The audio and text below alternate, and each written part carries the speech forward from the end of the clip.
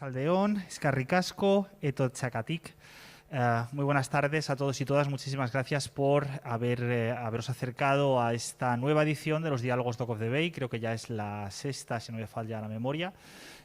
Como quizás saben, todos los años Dock of the Bay hace un pequeño hueco para que podamos organizar un encuentro con creadoras, creadores, músicos, cineastas, productoras, exhibidoras, gente vinculada al sector audiovisual que cada año nos ayuda a pensar una porción diferente, ¿no?, de las relaciones que se establecen entre cine, documental, música, literatura, arte, pensamiento. Y este año hemos optado por una fórmula que es ligeramente diferente, porque hemos decidido coger el toro por los cuernos. Yo creo que lo comentábamos un poco antes a pie de micro, ¿no?, cuando estábamos entrando en la sala, que estamos en un momento donde todos los que tenemos cierto interés por el arte musical o el arte cinematográfico, nos levantamos por las mañanas y preguntamos, bueno, ¿y ahora qué? ¿No? Ahora ¿cómo reactivamos el tejido cultural? ¿Cómo encaramos la producción de nuevas películas? De cómo convencemos a la gente de que puede volver a las salas, si es que van a quedar salas donde se puedan exhibir películas, cómo van a ser esas salas, qué vamos a hacer con las plataformas, ¿no?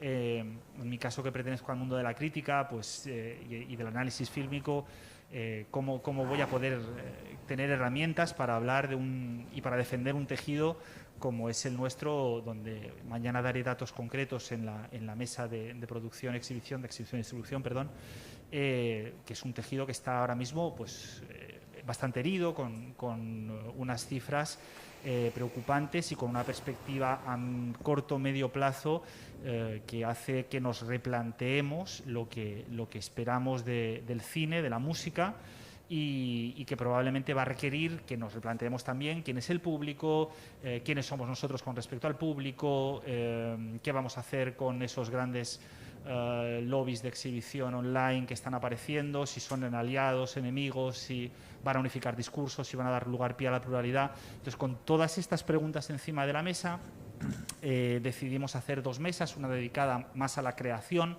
audiovisual y musical, que es la de hoy, otra un poquito más orientada a la exhibición y la distribución y los festivales, que será mañana. Y como todos los años, pues tuvimos la osadía de pedir a 4 profesionales muy queridos, muy admirados, cercanos, y que pensábamos que podían darnos pistas para pensar mejor esta cuestión, y que tuvieron la tremenda gentileza de aceptar nuestra invitación. Así que muchísimas gracias a los 4 por haber venido. Si os parece bien, como este año ya digo que es un diálogo un tanto excepcional y dejamos de lado un poco lo que son las normas académicas, creo que podemos proponer más un formato más abierto, más vivencial, más de vuestras opiniones, vuestras experiencias más recientes con respecto a lo que está ocurriendo en el campo.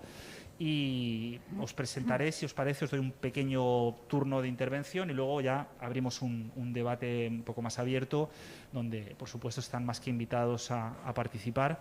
Creo que tenemos un canal de YouTube activo también, porque se está retransmitiendo por streaming. Entonces, si alguien quiere también por streaming plantear preguntas, nuestra compañera Isabel está pendiente también de esta dinámica. Bueno, vamos a comenzar con Marina, si te parece. Marina Lameiro es licenciada en Comunicación Audiovisual por la Universidad Rey Juan Carlos, máster en Documental de Creación del IDEC Pompeu Fabra y posgrado en Montaje Audiovisual por la misma universidad. Artista residente durante un año en el Collaborative Studio del Centro de Arte Documental Unidocs de Nueva York. Marina produce, escribe y dirige varias películas, entre las que destacan Young and Beautiful, premio especial del público en el Festival Punto de Vista, y Dardara. En 2017 crea Iruki Filmak junto con Garachi Buru y Jon Atenea para impulsar películas de directoras como Enero, de Jon Atenea, o 918 Gau, de Arantxa San Sebastián. Muchísimas gracias, Marina, por haber aceptado nuestra invitación. Y nos encantará escucharte y ver un poco cómo te posicionas en este tablero, qué opinas de este tablero tan complejo que tenemos. Pues lo primero de todo es que ricasco por invitarme.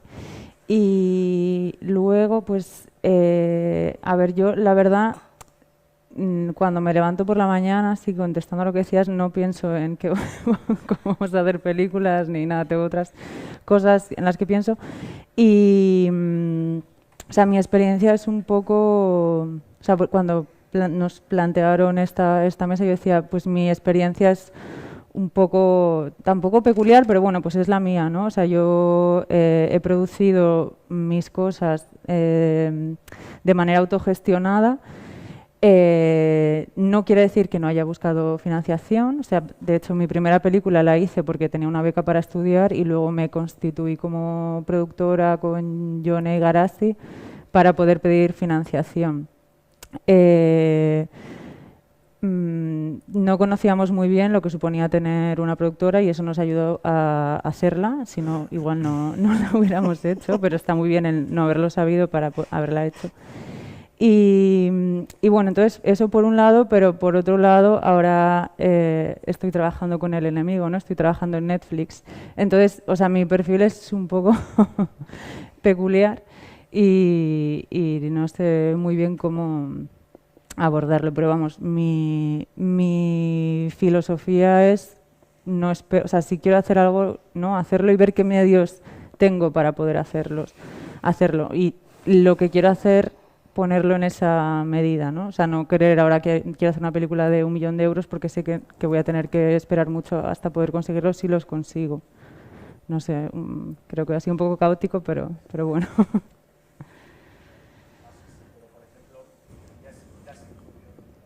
Ya has introducido cuestiones que después podremos tirar del hilo, como la cuestión de la autogestión o la cuestión de lo que tú llamabas el enemigo, ¿no? De cómo pactar, si es que tenemos que pactar o podemos pactar con Netflix. O sea que ahí hay como dos cosas para empezar a tirar. Un segundito, que se me ha ido a mí ahora la... Maravilloso. Aquí está. Bueno, pues continuamos con Leire Pellaniz, que es productora y directora en diversos proyectos audiovisuales a través de la productora Señor y Señora, que fundó con Aritz Moreno en 2013. En 2015 produce y dirige su primer largometraje, El último verano, documental que fue seleccionado en diversos certámenes internacionales como Bafisi o Carlo Vivari. En 2017 coproduce con Labyrinth Films el primer largometraje documental de Ana Schultz y Cristóbal Fernández titulado Mudar la piel, que se estrenó en el Festival de Locarno.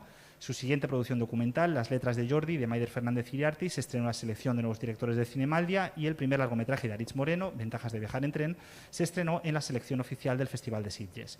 Fue nominado a 4 premios Goya y Premio Feroz a la mejor comedia española del año 2019.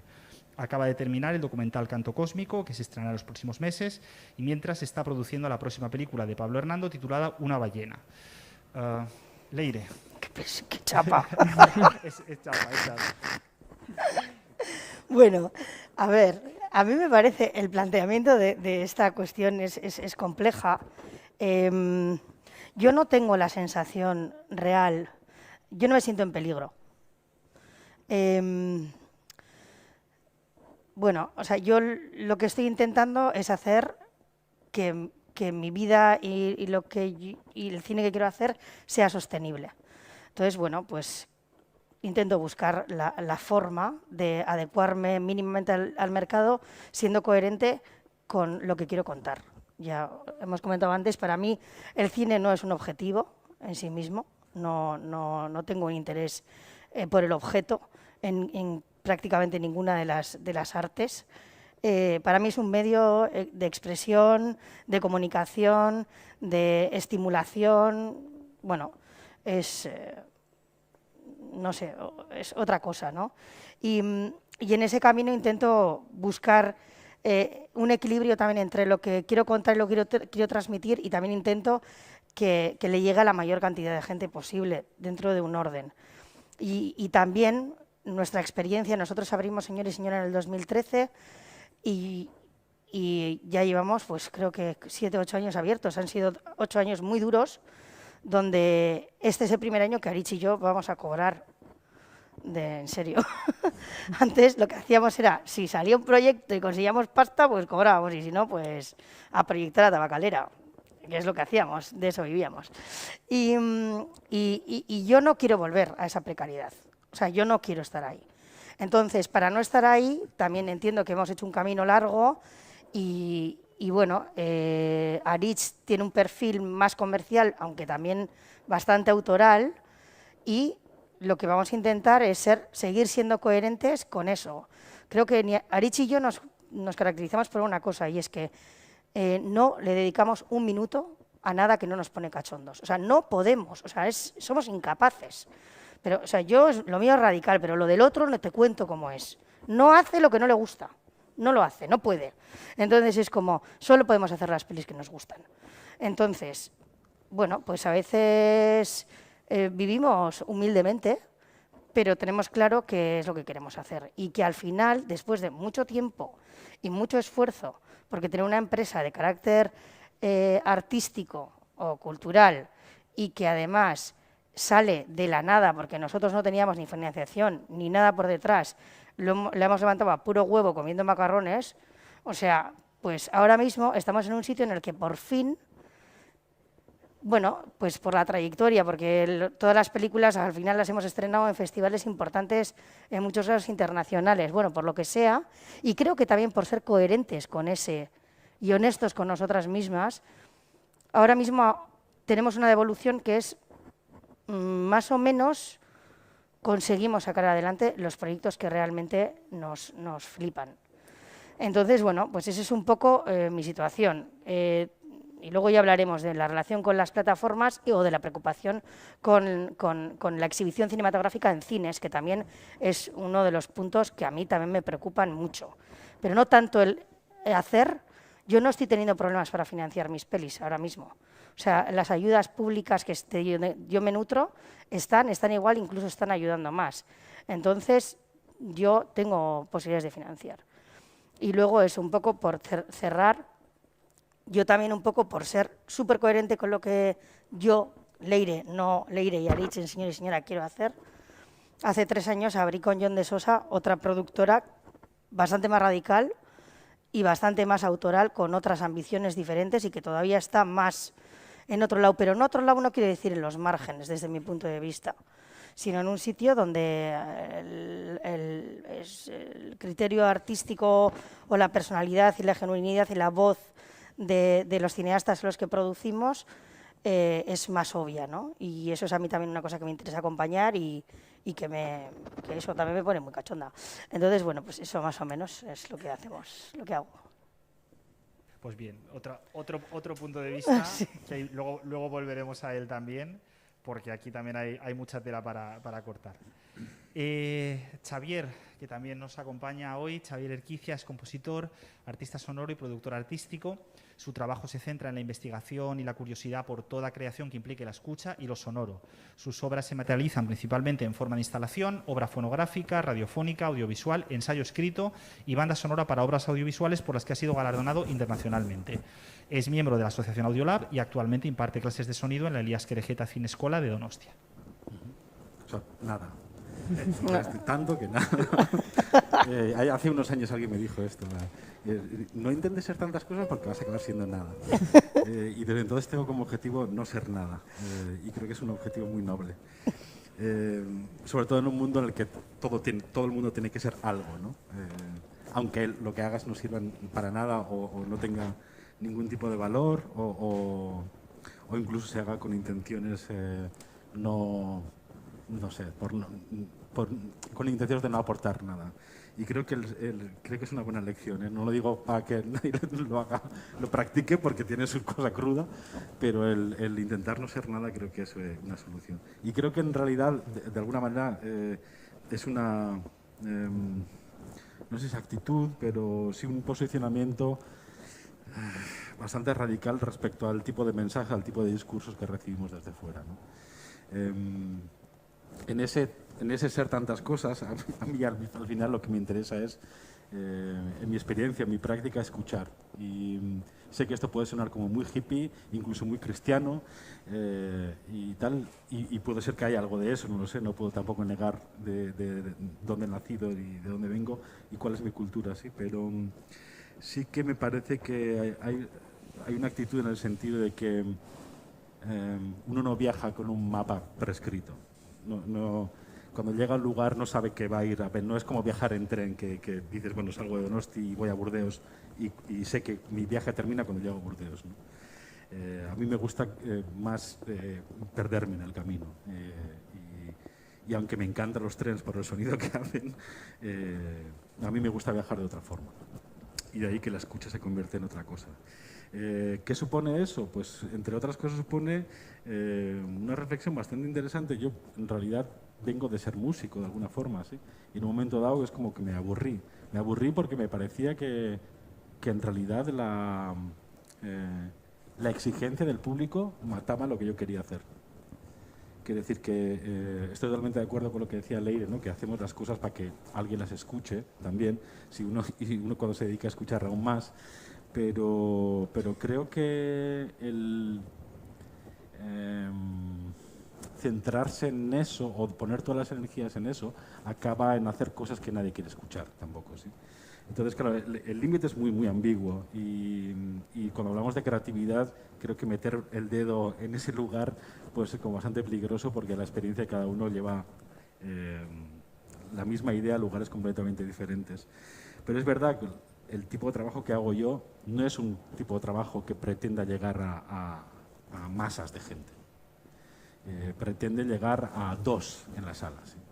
Y es una cosa que a mí cuando me tocó empezar a esta cosa que es, pues, podemos llamar arte sonoro o lo que sea, por generación no tenía ningún referente aquí. Y todos los pocos referentes que encontré eran muchos internacionales o fuera de aquí, desde luego, y gente con bastante edad. No de la generación más cercana, sino de varias generaciones más atrás. Y si hay una cosa que he aprendido de esa gente que llevaba ya 50 años sin que nadie les diera ni puto caso y seguían insistiendo en hacerlo, es que precisamente, por mucho que ahora a los 80 años hayan conseguido este reconocimiento, siguen haciendo las cosas para 2 personas. Y creo que, igual que con la escucha, pasa algo similar, porque uno no puede escuchar a 35 personas al mismo tiempo, tiene que elegir qué voz tiene que escuchar, ¿sí? Creo que cuando creo, al menos esta es mi experiencia, ¿sí? No puedo evitar pensar también en eso. Y de alguna manera me reconforta, no porque me da libertad para hacer cosas muy extrañas que nadie quiere escuchar, sino porque quiero creer que hay 2 personas. Igual al día siguiente puedo hacer lo mismo y serán otras 2, y otros serán otros 2, ¿sí? Pero me niego un poquito a pensar en que lo que llamamos público, ¿sí? Sea una cuestión tan positiva. Creo que el público también tiene una demanda, es muy exigente. Si haces algo que no le gusta, en eso en el mundo de la música hay con bastante cultura en esto, se queja, incluso te puede traicionar, incluso te puede escupir, te puede pedir que devuelva la entrada, ¿sí? Y yo he estado organizando festivales, he estado como comisario, o sea, he estado en las 2 partes, he estado como público, obviamente, y sé cuando yo también pongo demandante como público, ¿sí? Y quizás son cosas que la que no hablamos. Parece que el público es una especie de vasija vacía en la que todo puede entrar, ¿sí? Y de hecho muchas de las políticas culturales van enfocadas en esa línea, ¿no? De nosotros, las instituciones, vamos a ofrecer cultura para que esa vasija vacía se llene, ¿sí? Y creo que no, creo que es al revés, en todo caso. O sea, creo que la parte creativa puede llegar a estar mucho más vacía, ¿sí? Y que de alguna manera capta esa resonancia. Que cualquier persona que hacemos cualquier cosa, ¿sí? Da igual a qué nivel y para llegar a qué público, en realidad somos vasijas que hay que llenar. Y que esa resonancia no sale de la nada, sale de una interacción, de estar en el público también, de demandar a otras personas para que luego cuando tú te pones en lugar de creador también asumas esas demandas, ¿no? Entonces sé que puede sonar una idea un poquito abstracta, pero en realidad creo que habla bastante de la realidad, del paisaje cultural en el que vivimos. No sé. Vale, pues aquí también tenemos para cortar. Y terminamos la ronda de presentaciones, ¿no? Con Arantzu Calleja, que es licenciada en Bellas Artes por la Universidad del País Vasco y profesora de violín por el Conservatorio J.C. Arrega de Bilbao. Amplió sus estudios en el Taller de Músics de Barcelona y en la Berklee College of Music de Boston. Comenzó a poner música a los primeros cortometrajes de Borja Coveaga, con el que ha colaborado en sus 4 largos, Pagafantas, No Controles, Negociador y Fe de Tarras. Entre sus trabajos destacan películas como Psiconautas, Los Niños Olvidados, de Alberto Vázquez y Pedro Rivero, Goya 2017, la mejor película de animación, El Hoyo, en fin, una de las películas más relevantes del fantástico de los últimos años, probablemente, y actualmente trabaja en la música de Érase una vez Euskadi, ópera prima de Manu Gómez. Bueno, pues arratsaldeon. Gracias por invitarme a este encuentro interesante. Interesante digo porque se puede, como me puedo poner en tantos sitios, mientras ibais hablando os iba escuchando y decía, joder, que hay como muchos prismas, ¿no? Entonces, bueno, como creadora que soy, voy a ponerme un poco en el aquí, en el que estoy ahora, de cómo vivo yo ahora mismo la realidad de ser creadora en esta época tan extraña en la que estamos. Y yo como Leire opino que yo siento que yo no siento tampoco el peligro, no siento que mi profesión esté ahora mismo en riesgo. Sí que creo que vivimos con todo este auge de las plataformas y estas nuevas maneras de consumir cine, ¿no? Como hablábamos antes, de consumir series en un gimnasio desde el móvil mientras haces deporte o desde tantos lugares tan insospechados hace años, creo que al mismo tiempo también se está poniendo en valor justamente todo lo que carece ese tipo de cine, ¿no? Y entonces ahí es donde creo que yo entro, y porque me considero como un poco una rara avis, porque yo empecé a trabajar con Borja Coveaga, que no es que sea un director muy comercial, pero sí que dentro de el perfil de Borja sí se ubica un poco dentro de la industria comercial del cine.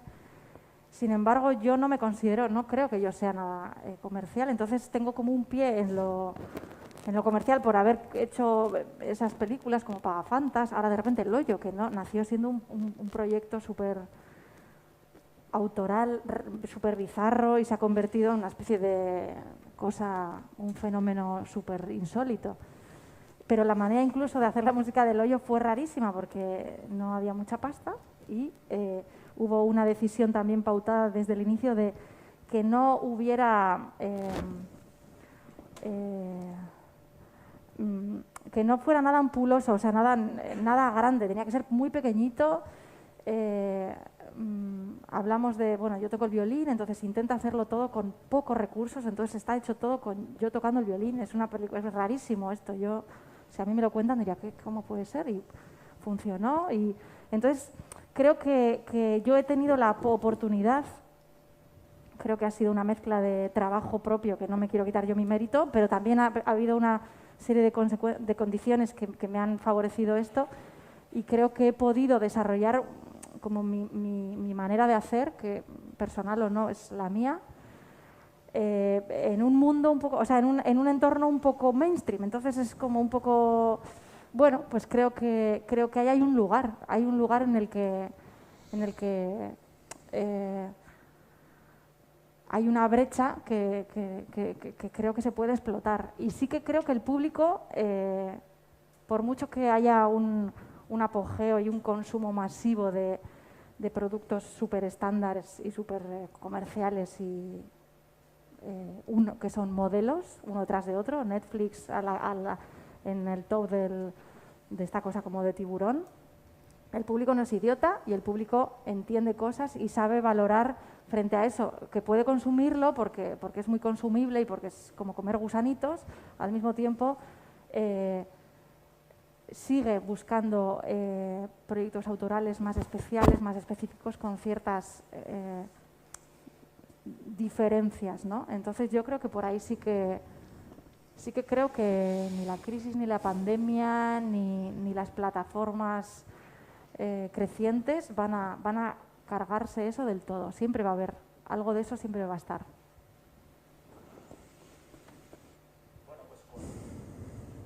Las cartas que nos habéis dado para empezar, creo que ya como podemos empezar a extrapolar patrones, ¿no? Por un lado, intuyo que hay generalmente una posibilidad de trabajar como en dos tableros diferentes o con dos ideas diferentes, una un poco más mainstream, una un poco más autoral. No sé si esto sería una pregunta interesante, si hay alguna diferencia en el planteamiento de la pandemia en lo estrictamente cinematográfico y lo que toca un poco más a la música. Eso sería también otro dato importante. Pero por empezar con algo muy concreto, los cuatro habéis hablado de una cosa que me parece súper interesante, y es que, hablando mal y pronto, hacéis lo que os da la gana, en el mejor sentido. O sea, es como una constante. O por lo menos lo más cercano a lo que os da la gana, como decía Leire, lo que os pone cachondos. Claro, la primera pregunta que se me ocurre al hilo de esto es, primero, ¿cómo llegáis ahí? Es decir, ¿cómo en qué momento dais ese salto y tomáis la decisión de que podéis hacer lo que os dé la gana, que yo creo que es una pregunta complicada. O sea, ¿cómo lo detectáis? ¿Cuál es ese proceso? ¿En qué momento se os enciende la bombilla y decís, vale, esto es lo que yo quiero hacer? Y luego, otra pregunta que va encajada dentro de esta. Una persona que acaba de salir, digamos, de los estudios universitarios o los estudios de grado más o menos reglados ahora, en esta situación nueva de la pandemia, ¿pensáis que puede hacer lo que le dé la gana o lo va a tener más complicado de lo que lo tuvisteis vosotros y vosotras? Yo puedo responder rápido. A ver, yo no es que haya pensado en algún momento en ahora voy a hacer lo que me da la gana. Es que nunca he hecho lo que no me ha dado la gana. Nunca. Entonces, igual sería otro momento de en qué momento igual tengo que dejar de hacer lo que me da la gana porque no me queda otra. Entonces, yo creo que vamos a cerrar el chiringuito y monto un restaurante. Así de claro. O sea, yo creo que para mí particularmente el cine que hago está absolutamente ligado a una mirada crítica, a unos intereses muy personales, muy íntimos, y todo lo que hago tiene esos ingredientes. Si no, no lo puedo hacer. O sea, es un poco la línea que hablaba antes.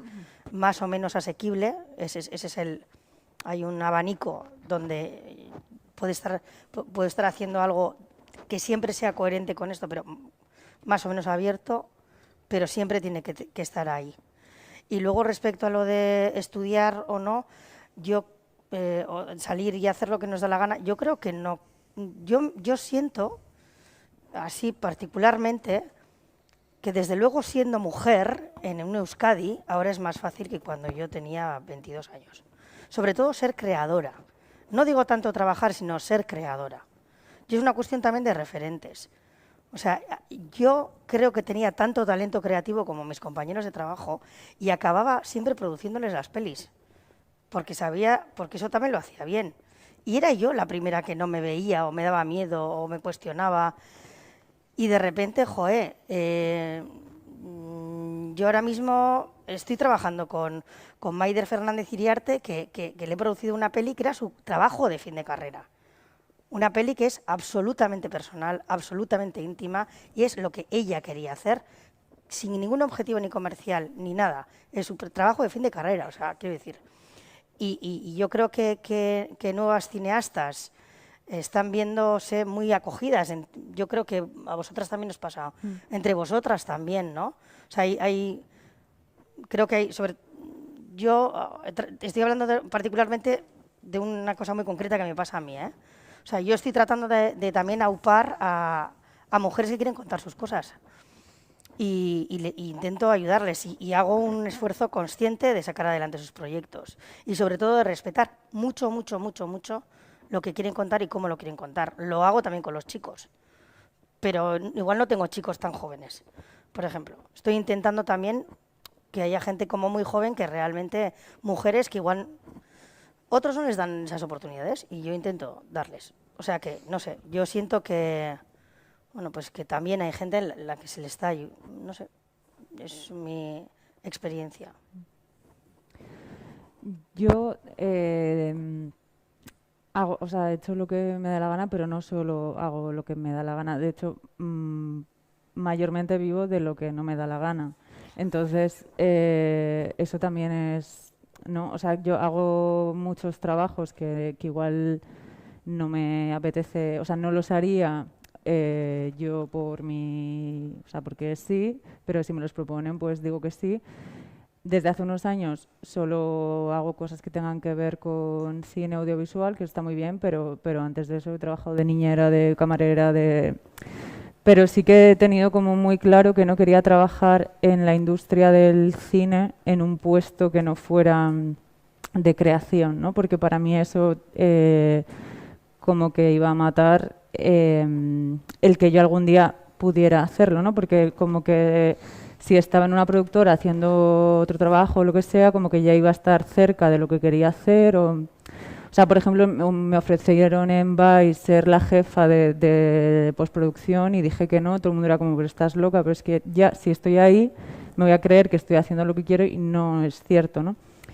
Eso por un lado. Entonces, Yo ya no en Beautiful no cobré un duro por hacer esa película. Sí que pagué a la gente que trabajó en ella con la ayuda que me dio el Gobierno de Navarra, pero yo no cobré nada. Entonces, mi forma de hacer lo que me da la gana es no necesariamente ganando dinero de ello. Ojalá algún día pueda dedicarme solo a ello, pero no es algo que me impida hacerlo, ¿no? Y la otra pregunta de si lo tienen más difícil, pues yo en mi experiencia creo que no, porque al final es hacerlo y luego ya ir viendo qué pasa, ¿no? Yo creo que para lanzarte a hacer lo que te da la gana, lo que tienes que hacer es no esperar, no tener grandes expectativas, ¿no? O sea, no tener miedo a fallar.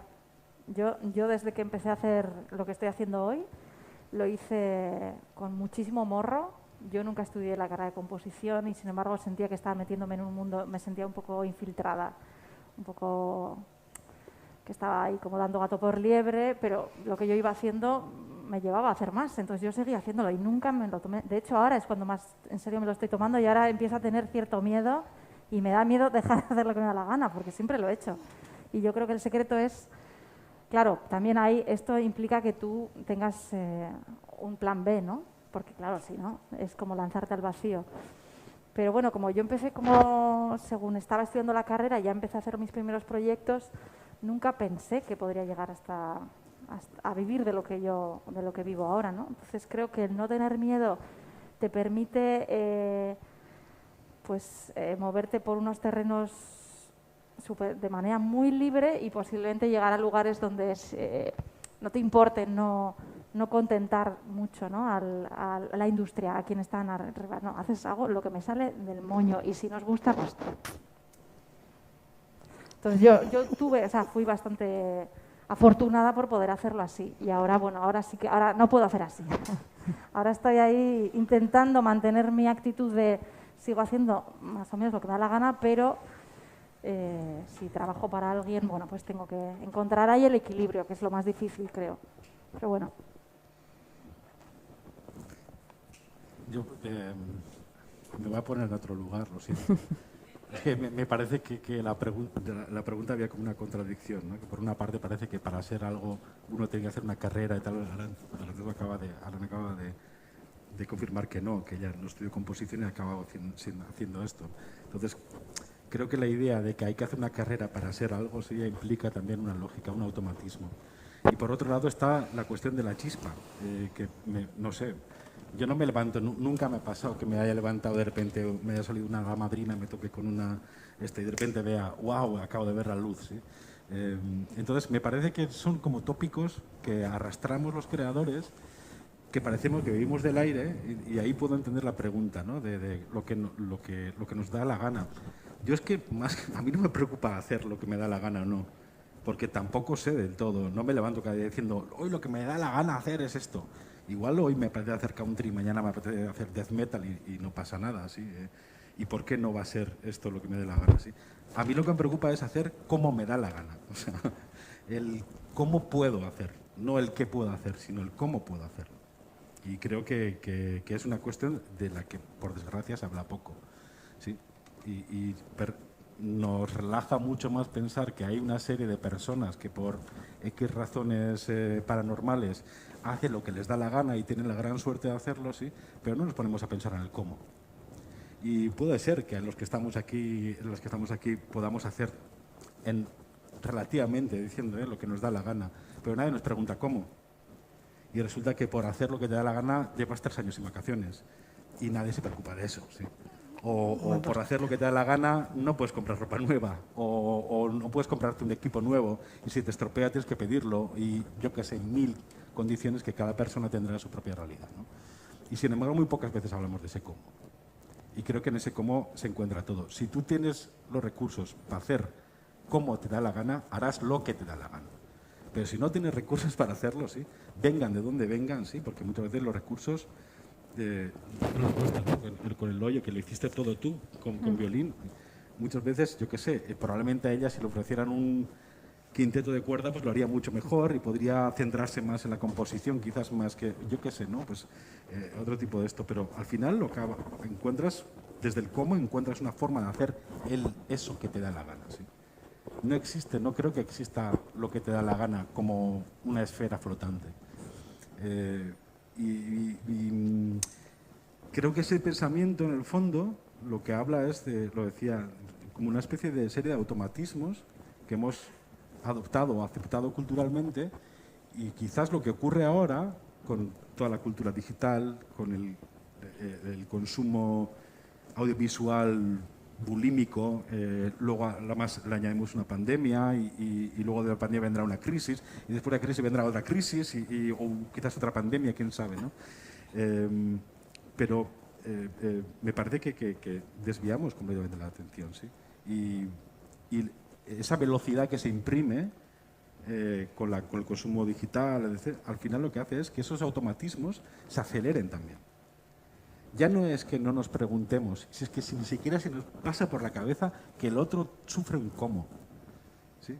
Sino que entendemos que nuestra experiencia es la que vale y la extrapolamos al resto de las personas, ¿sí? Por lo tanto, si a mí me cuesta llegar a fin de mes, pues a ti también y te jodes, ¿sí? Y si no te jodes es que eres, no sé, tienes alguna suerte de alguna cosa. Y quizás la realidad es como bastante más compleja que eso, ¿sí? Y quizás a través de lo que hacemos nosotros tenemos que hablar, y creo que lo hacemos. Hablamos de, yo no sé, yo siempre le he admitido al arte en general, sé que voy a decir una generalización, o sea que igual la cago, pero yo lo que le pido al arte es precisamente que me muestre la diversidad de experiencias. Que yo puedo hacer una película de este vaso y ella otra, y ella otra, y ella otra, y no será la misma película. Y estamos hablando del mismo objeto, ¿sí? Y creo que esa es una riqueza como seres humanos. De decir, mira, podemos observar la misma cosa y ver cosas absolutamente diferentes. Pero para eso tenemos que hablar del cómo. Cómo ella lo ha observado, cómo ella lo ha escuchado, cómo ella lo ha... ¿sí? No el qué, quién ha tenido la chispa o quién tiene la carrera y el conocimiento acumulado para hacer la observación más objetiva, no sé, ¿no?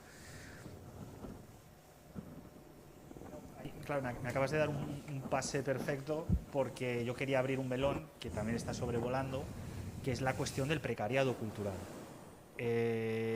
A mí uno de los libros que más me ha impactado en los últimos años con diferencia es El entusiasmo, de Remedios Zafra. Y para mí fue un desvelamiento total este libro, ¿no? Porque alguien se había atrevido a poner en palabras como una serie de ideas sobre el tejido cultural que llevaban un tiempo sobrevolando. Entonces, claro, quizá os pregunto, ¿estamos aceptando de manera crítica que hay un tipo de precariado cultural o que tenemos que sufrir por dedicarnos a la cultura, efectivamente, esta especie como de suerte de equilibrio entre lo que económicamente podemos asumir y lo que la sociedad está dispuesta a dar, ¿no? Hay los límites de la monetización de la cultura y del dinero como creadores, ¿no?, que contáis para acometer proyectos nuevos. ¿Hasta qué punto eso está ocurriendo, ¿no? Y hasta qué punto intuís que ese juego se va a acelerar a partir de ahora con respecto al mundo pandémico? Porque claro, aquí es evidente que estamos ante una situación económica que va a ser muy compleja, y yo no sé si eso pensáis que va a apretar un poquito más la tuerca de ese precariado cultural que está en todos los sectores, que no solamente es cinematográfico, sino que está en la música, en la literatura, en el arte en general. No sé, a ver, yo la verdad es que cuando estaba hablando antes también un poco de esta parte de hacer lo que quiero y tal y cual, sí es cierto, y coincido absolutamente con Xavi, que el cómo es determinante, ¿no? O sea, es como hacer la diferenciación entre forma y fondo es absurdo, y es posible que el qué no varíe, pero como el cómo varía, transforma el objeto, y eso está claro. Y sinceramente creo que ser autor y coherente con lo que tú quieres es casi una osadía y una cosa prácticamente temeraria. Y no sé, yo me siento muy afortunada ahora mismo, pero reconozco que el camino ha sido súper duro y que efectivamente nosotros, para poder llegar a tener una empresa que a priori es más o menos sostenible dentro de un orden muy humilde, he de decir, porque yo aquí digo que la gente piensa que haces ventajas de viajar en tren con Tosar y no sé qué cuántos y tienes buen de pasta. Pues no es verdad. No es verdad, porque nosotros somos muy ambiciosos artísticamente y tardamos mucho tiempo en sacar otro proyecto adelante y es muy, muy complejo. Si no nos entra dinero nuevo para volver a producir, no podemos mantener la estructura. Eso también funciona de forma muy dañina en nuestra capacidad creativa, porque yo, por ejemplo, dedico una cantidad de tiempo ingente a gestionar equipos o buscar dinero que realmente me encantaría no tener que hacer. Probablemente seríamos mucho más brillantes creativamente hablando si no tuviéramos que dedicarle todo este tiempo duro, que es duro. Entonces, creo que coincido con Xavi absolutamente en la apreciación de que el cómo determina absolutamente y el cómo está determinado por esta cuestión de precariedad cultural. No creo que sea una cosa de ahora, creo que es una cosa de siempre. O sea, quiere decir que los autores, pocos tienen la suerte o la fortuna en vida de no sufrir por el camino y desde el principio poder ser una expresión perfecta y tener las herramientas maravillosas para dar rienda suelta a su creatividad. Eso es una cosa que es una cosa que no sé dónde se da, yo no la siento, ¿no? Entonces, por eso yo hablaba al principio de buscar esa sostenibilidad, de buscar un equilibrio para realmente también tener las herramientas que nos permitan crear desde un espacio digno y también nutritivo para no estar preocupados. Pero claro, eso es muy, muy difícil. Eso es muy difícil. Y yo creo que yo me siento súper afortunada por eso. Pero creo que también hay un trabajo muy gordo detrás y eso. Y haber apostado súper fuerte, súper fuerte. O sea, yo os he dicho, durante 6 años yo he comido y he pagado el alquiler de la oficina trabajando de proyeccionista en Tabacalera y siendo la responsable técnica del Festival de Donosti. Y hace 3 años dejé de hacerlo, porque vi que era tan abrumador el trabajo que teníamos encima y encima con un miedo terrible a no comer, ¿eh? O sea, lo dejé porque no podía no dejarlo, porque teníamos tantos proyectos en marcha que había que meterles caña y estar presente, pero sin la garantía de que eso nos diera de comer. O sea, quiero decir que el precipicio es complejo. Ahora estoy un pelín mejor, pero soy una señora ya, mayor, 46 años, es que es verdad. O sea, llevo currando 25, ¿sabes? Entonces, bueno, que haya conseguido un sitio estable, eso es un poco fuerte. Mi madre casi se estaba jubilando con mi edad, ¿sabes? Bueno, ya está, eso.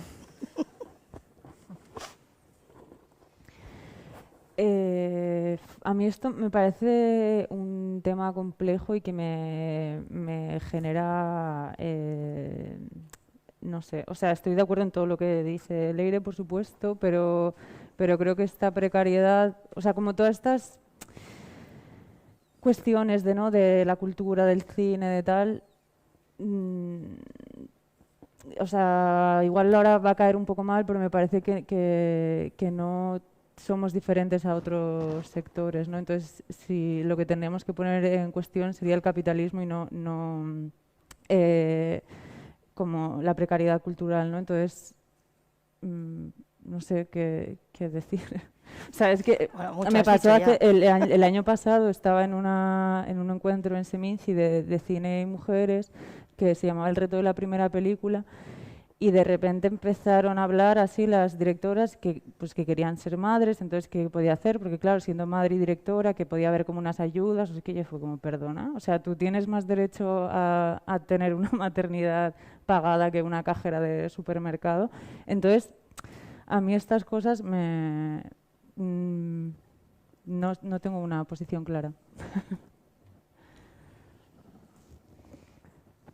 Yo es que creo que la precariedad es como va en el paquete desde siempre. O sea, es verdad que no es algo tan novedoso y tampoco la precariedad para mí no es solamente la pasta. La precariedad también, sobre todo, es el tiempo.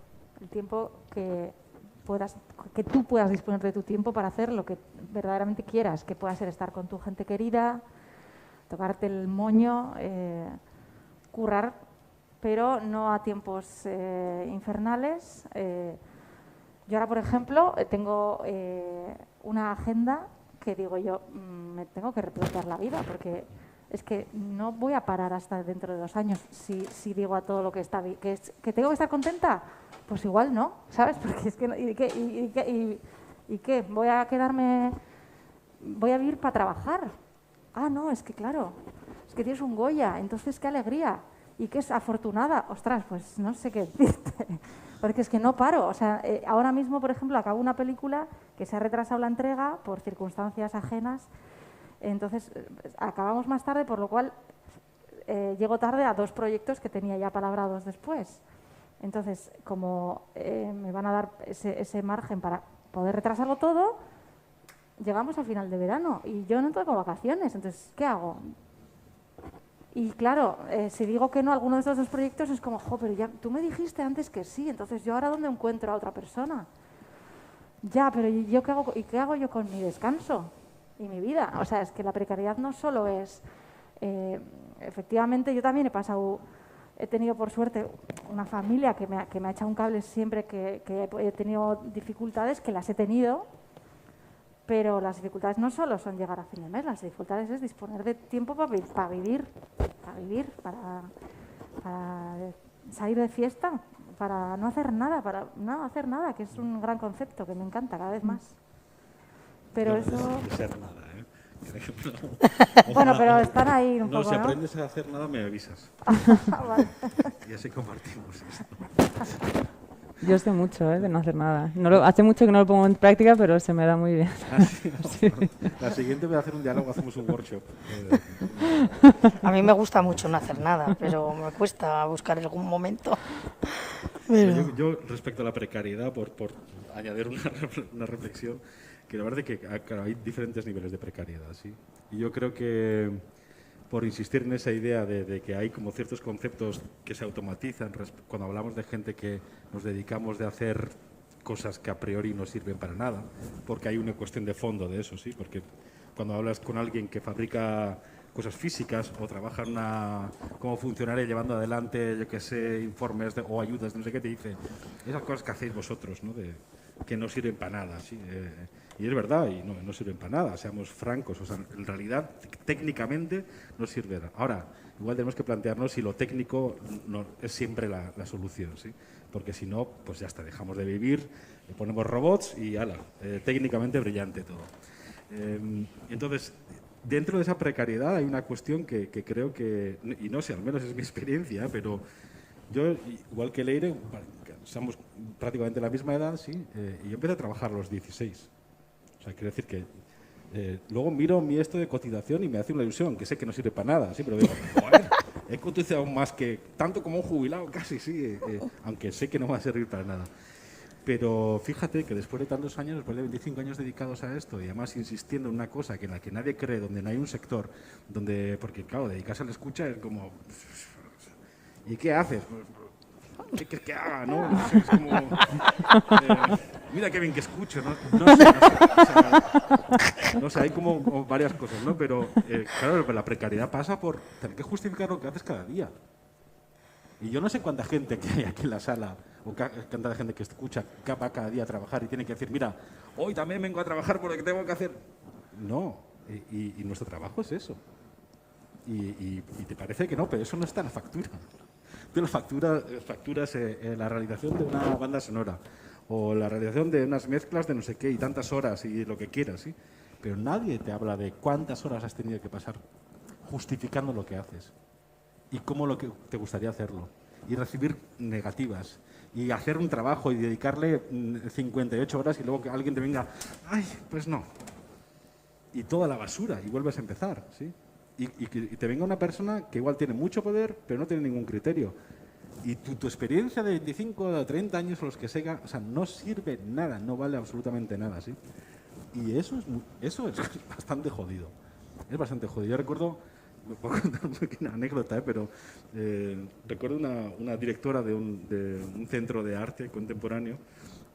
Y un día me pregunta que su hija quería ser baterista. Me dice a ver si le podía echar una mano encontrando un profesor, una profesora. Y yo, tipo broma, le dice, entonces te va a salir la hija artista. No, es baterista. ¿Sí?